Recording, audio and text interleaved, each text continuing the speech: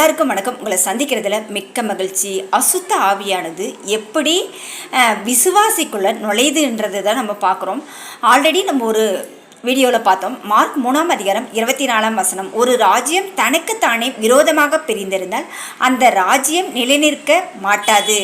இப்போ ஒரு ஆஃபீஸ் இருக்குன்னா ஒருத்தருக்கு ஒருத்தர் பிரிவினைகள் இருந்தால் அந்த ஆஃபீஸ் ஒழுங்காக நடக்கவே நடக்காது.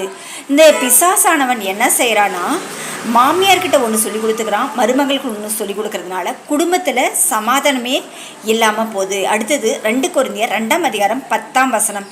எவனுக்கு நீங்கள் மன்னிக்கிறீர்களோ அவனுக்கு நானும் மன்னிக்கிறேன், மேலும் எதை நான் மன்னிக்கிறேனோ அதை உங்கள் நிமித்தம் கிறிஸ்துவனுடைய சன்னிதானத்திலே மன்னிக்கிறேன். நம்ம எதை மன்னிக்கிறோங்களோ அது கர்த்தர் மன்னிக்கிறாரு. நம்ம எல்லாரையும் மன்னிக்கிறவர்களாக இருக்க வேண்டும். அடுத்தது இன்னொரு வசனம் வாசிக்கலாம். 2 கொரிந்தியர் 2ஆம் அதிகாரம் 11ஆம் வசனம். சாத்தானாலே நாம் மோசம் போகாத படிக்கு அப்படி செய்தேன். அவனுடைய தந்திரங்கள் நமக்கு தெரியாதவைகள் அல்லவா. சாத்தானுடைய தந்திரம் நம்மளுக்கு தெரியாது. கிறிஸ்தவர்களாகிய நாம் மன்னிக்கும் தன்மை உடையவர்களாகவே இருக்க வேண்டும். அடுத்தது 2 கொரிந்தியர் 10ஆம் அதிகாரம் 3ஆம் வசனம். நாங்கள் மாம்சத்தினாலே நடக்கிறவர்களாய் இருந்தும் மாம்சத்தின்படி போர் செய்கிறவர்கள் அல்லவா. அடுத்தது இன்னொரு வசனம் வாசிக்கலாம். எங்களுடைய பேராயுதங்கள் மாம்சத்துக்கேற்றவைகளாய் இராமல் அரண்களை நிர்மூலமாக்குகிறதற்கு தேவ பலமுள்ளவர்களாய் இருக்க வேண்டும். இப்போ சாத்தானை நம்ம எதிர்கொள்கிற அளவுக்கு இருக்கணும்.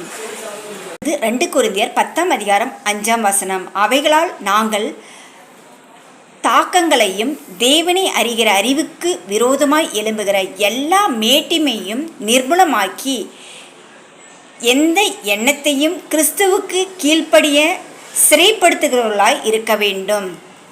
நம்ம எந்த ஒரு அசுத்த ஆவி வந்தாலுமே நம்ம அது சிறைப்படுத்துகிறவர்களாய் இருக்க வேண்டும். வாயை திறந்து பிசாசு இப்போ ஆதாம் ஏவாள் அந்த பழத்தை எடுக்கக்கூடாதுன்னு சொன்னும் போது அவங்க அப்பாலை போ சாத்தானே சொல்லாமல் அந்த பிசாசு பேச்சு கேட்டு எடுத்ததுனால தான் அவங்க பாவம் பண்ணுறாங்க. 4ஆம் அதிகாரம் 3ஆம் வசனம். அப்பொழுது சோதனைக்காரன் அவரிடத்தில் நீ தேவனுடைய குமாரனானால் இந்த கல்லை அப்பமாக்கும்படி சொல் என்றார்.